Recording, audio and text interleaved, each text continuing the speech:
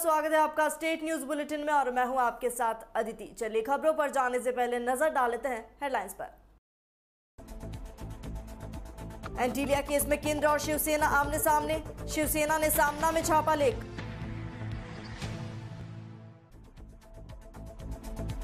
नागौर में कैशलेस इलाज बना वरदान, दिल के छेद से पीड़ित बच्चों का रिकॉर्ड ऑपरेशन।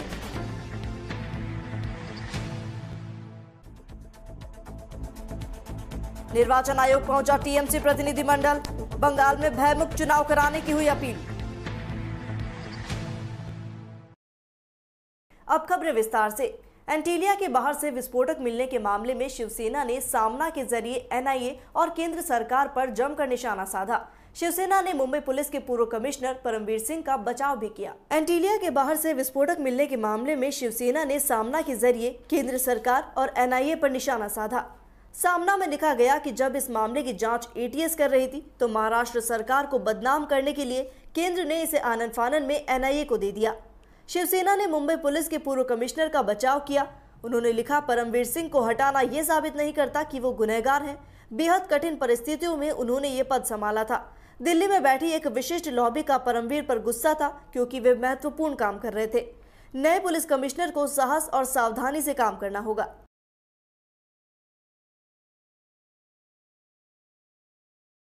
राष्ट्रीय बाल स्वास्थ्य कार्यक्रम जन्मजात विकृति से जूझ रहे बच्चों के लिए वरदान साबित हो रहा है। नागौर में कार्यक्रम के तहत सैकड़ों बच्चों को कैशलेस ऑपरेशन कर नया जीवन दान दिया गया।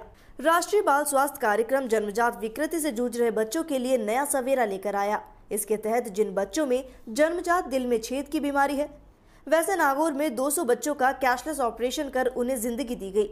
जिले की आरबीएस की टीम ने जन्मजात दिल में छेद की बीमारी से ग्रसित 200 से ज्यादा बच्चों का ऑपरेशन करवाने में रिकॉर्ड सफलता हासिल की है। राष्ट्रीय बाल स्वास्थ्य कार्यक्रम जन्मजात विकृति से जूझ रहे बच्चों की मुस्कान लौटा रहा है। इसके तहत जिन बच्चों में कटे तालू, मुड़े पैर सहित विभिन्न तरह की जन्मजात विकृतियां थी, उनका ऑपरेशन कर दूर किया गया।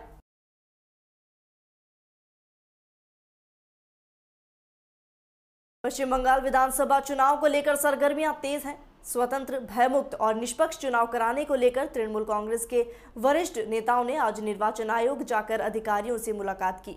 पश्चिम बंगाल विधानसभा चुनाव को लेकर सरगर्मियां तेज है। आए दिन राज्य के किसी न किसी कोने से हिंसा की खबरें सामने आ रही हैं। इस मुद्दे पर भाजपा ने सत्तारूढ़ तृणमूल कांग्रेस पर आरोप लगाए हैं। खुद पीएम मोदी कह चुके हैं कि बंगाल में सत्ता प्रायोजित हिंसा हो रही है। दोनों पार्टियां इस मुद्दे को लेकर चुनाव आयोग के समक्ष अपनी दलीलें भी पेश कर रहे हैं। ताजा घटनाक्रम में एक तृणमूल प्रतिनिधिमंडल निर्वाचन आयोग से मिलने पहुंचा। इस दल में यशवंत सिन्हा, लोकसभा सांसद महुआ मोइत्रा और वरिष्ठ टीएमसी नेता सौगत रॉय शामिल हैं। आयोग के अधिकारियों के साथ बैठक के बाद तृणमूल उपाध्यक्ष यशवंत सिन्हा ने बताया कि आयोग से अपील की है कि राज्य में स्वतंत्र और भयमुक्त चुनाव सुनिश्चित किए जाएं। खबर चित्तौड़गढ़ से, जहां पुठौली गांव स्थित हिंदुस्तान जिंक अपनी प्यास बुझाने के लिए आमजन का गला रूंध रहा है, लेकिन प्रशासन का मौन रहना समझ के परे है। हिंदुस्तान जिंक की अवैध पानी दोहन के काले कारोबार की करतूत अभी तक प्रशासन बंद नहीं करवा पाया। लगातार ज्ञापन और इसके बावजूद जगह जगह विरोध प्रदर्शन, जिंक में पानी ले जाते टैंकरों के वॉल खोलकर पानी खाली करवाना, इन सब के बाद भी प्रशासन का मौन रहना प्रशासनिक कार्रवाई पर सवालिया निशान लगाता है। बुधवार रात को जिंक में पानी लेकर जाते करीब आधा दर्जन टैंकरों को राष्ट्रीय बजरंग दल के कार्यकर्ताओं और ग्रामीणों ने चंदेरिया और पुठौली के बीच ट्रांसपोर्ट नगर के यहां अवैध पानी ले जाने वाले टैंकर्स और बल्कर्स को रुकवाया और सभी के वॉल खोल दिए, जिससे पानी सड़कों पर बहने लगा। सूचना पाकर हिंदुस्तान जिंक के दलाल भी आनन फानन में टैंकर छुड़वाने मौके पर पहुंचे, जहां दादागिरी के साथ ग्रामीणों से उलझते नजर आए। सूचना चंदेरिया थाने से 2 जवान भी मौके पर पहुंचे। सवाल ये उठता है कि आखिर जिंक के साथ हमारा प्रशासन भी इतना निर्दयी क्यों है कि जनता के हलक का पानी सड़कों पर बहता देखकर भी कोई कदम नहीं उठा रहे। क्या जिला के आला अधिकारी जनता के हलक सूखने का अवसर देख रहे हैं? अपने आप को जनहितैषी कहने वाले वार्ड पंच, सरपंच से लेकर मंत्रियों तक सबके सब जनता से मुंह मोड़कर अपने स्वार्थ में डूब गए हैं। मौके पर टैंकर चालक ने भी कबूल किया कि ये पानी का टैंकर हट्टीपुरा माइन से भरकर लाया गया है और जिंक लेकर जा रहे हैं। बावजूद इसके ठेकेदारों के ऊंचे रसूखों के चलते मौके पर पहुंची चंदेरिया पुलिस भी जनता की जगह टैंकरों के बगल में खड़ी नजर आई। सच सामने होने के बावजूद ये कहती दिखी कि कौन वैध है और कौन अवैध, इसका फैसला वही करेंगे। ऐसे में जहां जनता का पुलिस और प्रशासन से विश्वास डगमगाता नजर आ रहा है, तो वहीं अब देखना होगा कि आगे भी प्रशासन जनता के हक के लिए कुछ कार्रवाई करता है या कुंभकर्णी नींद में सोया रहेगा, ये समय के गर्त में है।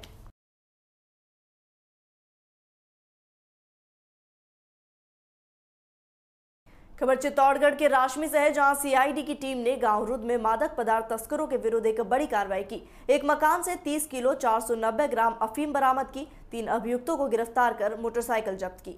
संपूर्ण कार्रवाई के संबंध में पुलिस थाना राशमी जिला चित्तौड़गढ़ पर प्रकरण पंजीबद्ध किया गया। प्रदेश में मादक पदार्थ तस्करों के विरुद्ध सीआईडी की टीम, पुलिस मुख्यालय की टीम द्वारा लगातार कार्रवाई की गई। टीम ने मरमी माताजी इलाका थाना राशमी जिला चित्तौड़गढ़ में 2 व्यक्तियों को संदेह के आधार पर दस्तयाब किया।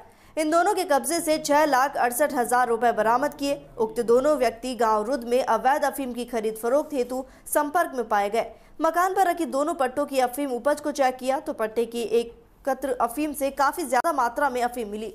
अफीम के उत्पादन के लिए पोस्ट की खेती कर लाइसेंस की शर्तों का उल्लंघन होने पाए जाने पर 23 किलो 760 ग्राम अफीम को जब्त किया गया। इस प्रकार कुल 30 किलो 490 ग्राम अफीम, 10,64,777 रुपए, 2 मोटरसाइकिलें बरामद की गई। चित्तौड़गढ़ पुलिस द्वारा मुलजिमों से अवैध मादक पदार्थ तस्करों की संपर्कों और पूर्व अपराध के संबंध में पूछताछ की जा रही है।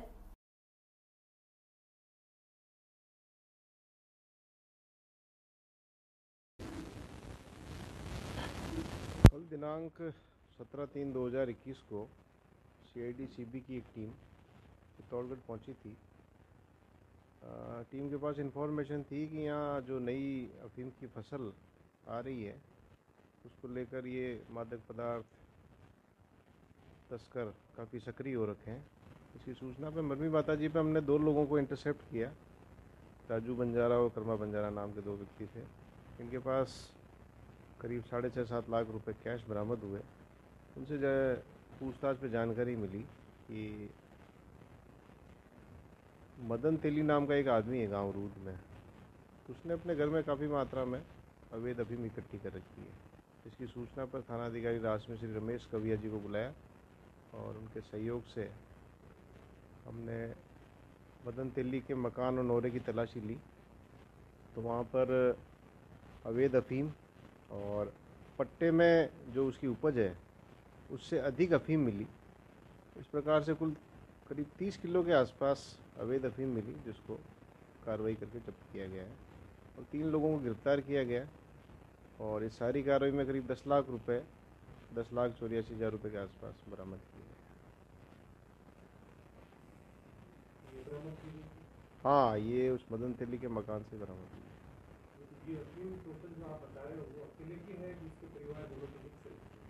उसमें 2 पट्टे हैं उसके, एक तो मदन तेली का है और एक उसकी माँ मोहनी देवी के नाम पे है। इसमें जो उसका तोल है, जो तोल के हिसाब से उसकी अफीम होनी चाहिए वो करीब 21 किलो के आसपास ही होनी चाहिए थी और मौके पर करीब 30.5 किलो अफीम मिली है, इसलिए उसको अवैध अफीम माना गया है। इसलिए सारी अफीम जब्त की गई है। रेलवे में डीआरएम कप 2021 का आगाज हो चुका है। तीसरे दिन रेलवे स्पोर्ट्स कॉम्प्लेक्स बीकानेर में फुटबॉल और बैडमिंटन के मुकाबले हुए। फुटबॉल में पहला मुकाबला मेडिकल विभाग और परिचालन विभाग के बीच खेला गया, जिसमें परिचालन विभाग ने मुकाबला 4-0 से जीता। परिचालन विभाग Ajay Tripathi man of the match रहे। दूसरा मुकाबला यांत्रिक विभाग और संकेत एवं दूरसंचार विभाग के बीच खेला गया, जिसमें यांत्रिक विभाग ने मुकाबला 1-0 से जीता। तीसरा मुकाबला वर्कशॉप और टीआरडी के बीच खेला गया, जिसमें वर्कशॉप ने मुकाबला 2-0 से जीता। चौथा मैच कार्मिक विभाग और विद्युत विभाग के बीच खेला गया, जिसमें विद्युत विभाग ने 2-1 से मैच जीता। फुटबॉल के सेमीफाइनल मुकाबले खेले जाएंगे, तो वहीं बैडमिंटन के सिंगल के दूसरे राउंड के मुकाबले पूरे हुए। बैडमिंटन सिंगल्स मैन में फाइनल मुकाबला हेमराज और हिमांशु के बीच खेला जाएगा। तीसरे स्थान के लिए रामलाल और रविंद्र के बीच मुकाबला होगा। बैडमिंटन सिंगल्स विमेन में फाइनल मुकाबला निधि और निशा के बीच खेला जाएगा। वहीं डबल के दूसरे राउंड के मुकाबले कल से खेले जाएंगे। खबर श्री गंगानगर से, जहां रावला मंडी में 5 मार्च से लापता महिला का शव आनंदगढ़ की रोही में मिला। परिजनों ने दुष्कर्म के बाद हत्या का आरोप लगाया। 5 मार्च से लापता महिला का शव 17 मार्च को देर शाम किसी भेड़ चराने वाले ने एक सुनसान जगह पर देखा। इसकी सूचना 22 आरजेडी सरपंच प्रतिनिधि कश्मीरा राम को दी गई। सरपंच ने पुलिस को सूचित किया, जिसके बाद रावला पुलिस और पुलिस के आला अधिकारी मौके पर पहुंचे और शव को वहां से लाकर रावला सामुदायिक स्वास्थ्य केंद्र की मोर्चरी में रखवाया। इसकी मृतक के परिजनों ने पहचान की।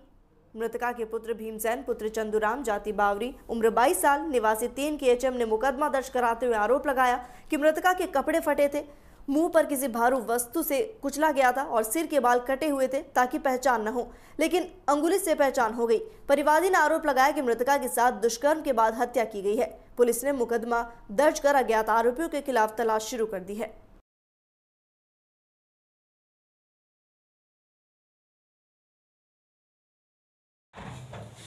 तो इसमें सर आप बताएं कि जो आज ये रावला में जो मर्डर हुआ है उसके बारे में आप थोड़ा विस्तार से बताएं। एक महिला की 2 दिन पहले गुमशुदगी हुई थी, उसमें पुलिस जांच कर रही थी। कल शाम को ही पता चला कि एक महिला का शव मिला है। वहां पर जाकर के उन लोगों को भी बुलाया तो उन्होंने शव की पहचान कर ली और सारी टीम FSL टीम भी बुला रही। बॉडी को पोस्टमार्टम के लिए यहाँ हॉस्पिटल लेके आ गए हैं और संदिग्धों की तलाश की जा रही है। संबंधित जो भी हमारी कुछ टीमें बना करके इसके लिए अलग अलग प्रयास किए जा रहे हैं और जो ये पोस्टमार्टम हो जाएगा और बॉडी डिस्पोजल हो जाएगी, उसके बाद हम लोग और अलग तरीके से भी प्रयास करेंगे कि और मुलजिमों को शीघ्र गिरफ्तार करने का प्रयास करेंगे। सर आप इसमें बताएं जो ये मर्डर हुआ है इसके बारे में थोड़ा विस्तार से बताएं। ये कोई 15 मार्च को भीमसेन नाम के व्यक्ति ने गुमशुदगी दर्ज करवाई थी कि उसकी माता 9 PSD आई हुई थी, जो करीब 3:30 बजे बस स्टैंड पे 3 KHM जाने के लिए तैयार थी, लेकिन वो घर पे नहीं पहुंची। जिसके बाद में 16 मार्च को वो हमारे पास आए थे, जिस पर गुमशुदगी दर्ज की गई और महिला की तलाश की गई। कल शाम को सूचना मिली थी कि एक महिला का शव है वो आनंदगढ़ की रोही में पड़ा है। जहाँ मौके पे पहुँचे, इनके परिवारजनों को बुलाया और उन्होंने शव की शिनाख्त की, जिसके बाद मौके से एविडेंस लिए गए और उसके बाद मोर्चरी रूम में शव को रखवाया गया। और आज मौके पे FSL को बुलाया था और कई अन्य साक्ष्य है वो कलेक्शन किए गए थे और 4-5 टीमें बनाई गई है जो अभी संदिग्धों की तलाश में लगी हुई है और हम इधर परिजनों को समझाइश कर पोस्टमार्टम करवाने की कोशिश कर रहे हैं। इसमें कोई किसी आरोपी को पकड़ा गया? आरोपी को पकड़ा नहीं है, इन्होंने 1-2 ऊपर शक जाहिर किया था जिनसे पूछताछ की जा रही है। उन्होंने आप इसमें बताया जो आप धरने पर आए हो इसके बारे में आपका क्या कहना है? जो ये महिला की हत्या हुई है तो आप इस धरने पे आए हो तो इसमें आपकी क्या मांग रहेगी? हमारे समाज की चावली देवी नाम की ये महिला है जो 15 तारीख को 9 PSD में थी। वहाँ से एक मोटरसाइकिल वाला उसको उठा करके ले गया और उसके साथ बहुत बदतमीजी की है। एक पशु नहीं करता उस हिसाब से उसके साथ बदतमीजी की गई है। उसके बाल सारे उखाड़ लिए गए, उसके साथ भयंकर रूप से हफ्सी की टाइप बलात्कार किया गया है और बेचारी की बेइज्जती इतनी बुरी तरह की है कि उसको देखना नहीं आ रहा। आप लोग अगर उसको देखोगे तो देख नहीं सकते, इस तरीके के हालात किए। ये जगह एक NM चक की है, एक NM चक के आगे 3 KHM है, वहाँ की है। इस जगह जाने के लिए एक NM होके जाना पड़ता है, जहाँ पर बदमाश लोगों ने डेरा डाल रखा है जो जिप्सम माफिया है, जिप्सम निकालते हैं और 30-40 गुंडे लिए बैठे रहते हैं, बंदूकें वगैरह। वहीं पर ही किसी आदमी को उस सड़क से निकलने के लिए भी लोग डरते हैं, निकलने नहीं देते हैं। ये सरपंच साहब है उस गांव के, 22 RJD के बैठे हैं। ये अभी कह रहे थे कि मुझे भी डर लगता है उस रोड से जाने के लिए, और मैं परसों गया तो मेरे भी पीछे बंदूक लेके पड़ गए। आपकी मांग क्या है आगे? क्या हमारी मांग ये है कि जो जिसने भी ये दरिद्रता की है उसकी गिरफ्तारी हो, और जिसने नकली एजेंसी की है थाना अधिकारी बदमाश जिसको लगा रखा है यहाँ, बेचारी महिलाओं की कोई सुनाई नहीं करता और जिन व्यक्तियों की सुनवाई नहीं करता ऐसे व्यक्ति को यहाँ से हटाया जाए, रखा नहीं जाए या इनको सस्पेंड करके इनकी जांच करवाई। विधायक इंद्राज गुर्जर ने पावटा की जनता को नायाब तोहफा देते हुए पहले पावटा कस्बे की नगर पालिका की सौगात दी। सड़क के लिए बजट के 40 करोड़ रुपए लगाए। विधायक इंद्राज गुर्जर ने राजस्थान मुख्यमंत्री अशोक गहलोत से मिलकर विराटनगर विधानसभा के राष्ट्रीय राजमार्ग स्थित पावटा तहसील मुख्यालय को उपखंड मुख्यालय का दर्जा दिलाने की मांग करते हुए बताया कि पावटा उप तहसील को बने करीब 6 साल हो गए हैं। तहसील मुख्यालय को बने करीब 2 साल से ज्यादा हो चुके हैं। लोगों को कार्यों के लिए 20 किलोमीटर दूर कोटपुतली जाना पड़ता है, जिससे उन्हें समय और आर्थिक दृष्टि से नुकसान होता है। प्रागपुरा पाचुडाला रोड के लिए बजट में 40 करोड़ रुपए की घोषणा की गई। वह पावटा को उपखंड मुख्यालय, आंतेला संस्कृत विद्यालय को प्रवेशिका विद्यालय में क्रमोन्नत कर विधायक गुर्जर ने विकास कार्यों को नए पंख दिए हैं। इससे ग्रामीणों में खुशी की लहर छाई है। खबर श्रीगंगानगर के घड़साना से, जहां व्यापार मंडल और शिक्षा समिति की नई कार्यकारिणी का शपथ ग्रहण समारोह का आयोजन भव्य रूप से किया गया। इस अवसर पर नवनिर्वाचित अध्यक्ष ने बिना किसी भेदभाव के व्यापारियों की समस्या का समाधान करने का आश्वासन दिया। व्यापार मंडल के नवनिर्वाचित अध्यक्ष विनोद श्यामसुखा ने कहा कि व्यापार मंडल व्यापारियों के हितों की रक्षा के लिए हमेशा तत्पर रहेगा। वहीं सामाजिक कार्यों में व्यापार मंडल सकारात्मक भूमिका निभाएगा। इस अवसर पर व्यापार मंडल अध्यक्ष विनोद श्यामसुखा, सचिव पवन लाखोटिया, कोषाध्यक्ष पद पर मोहित बंसल, सह सचिव पद गिरधारी पारिक और उपाध्यक्ष पद पर सरदुल सिंह को पद की शपथ उपखंड अधिकारी संदीप काकड़ ने दिलाई। कार्यक्रम में पूर्व में घोषित गौशाला सेवा समिति अध्यक्ष दलीप चोटिया, उनकी कार्यकारिणी तथा कल्याण भूमि आश्रम अध्यक्ष नानक मीणा सहित कार्यकारिणी को पदभार ग्रहण की शपथ दिलाई गई। समारोह में अनूपगढ़ व्यापार मंडल सहित अन्य पदाधिकारियों ने व्यापारियों की समस्याओं और समाधान पर चर्चा की।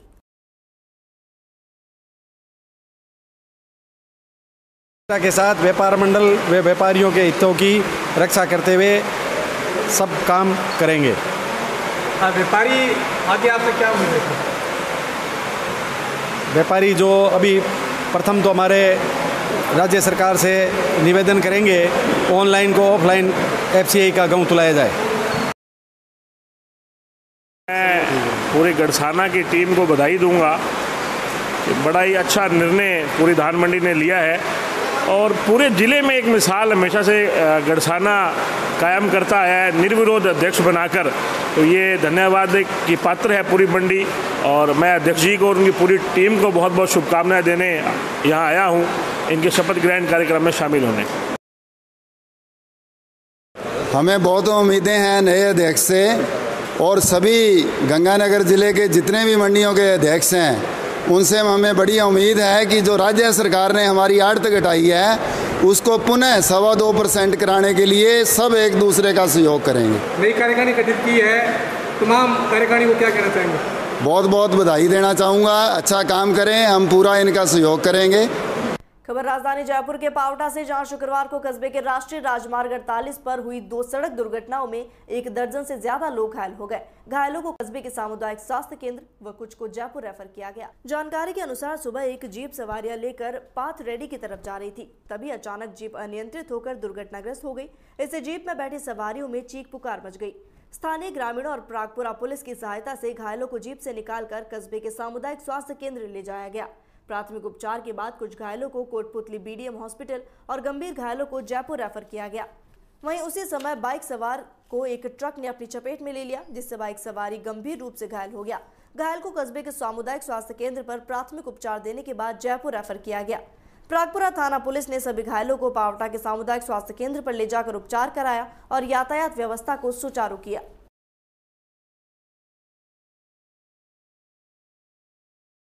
आज सुबह दुर्घटना की सूचना मिली। सूचना मिलते ही तुरंत थाने से दोनों गाड़ियों को रवाना किया। मौके पर पहुंच के घायलों को तुरंत अपने सरकारी वाहन से हॉस्पिटल में पहुंचाया गया और वाहन रोड को सुचारू रूप से चालू करवाया गया। और इसी के साथ फिलहाल स्टेट न्यूज बुलेटिन में इतना ही। देश और दुनिया की तमाम खबरों के लिए बने रहिए DPK न्यूज के साथ। नमस्कार।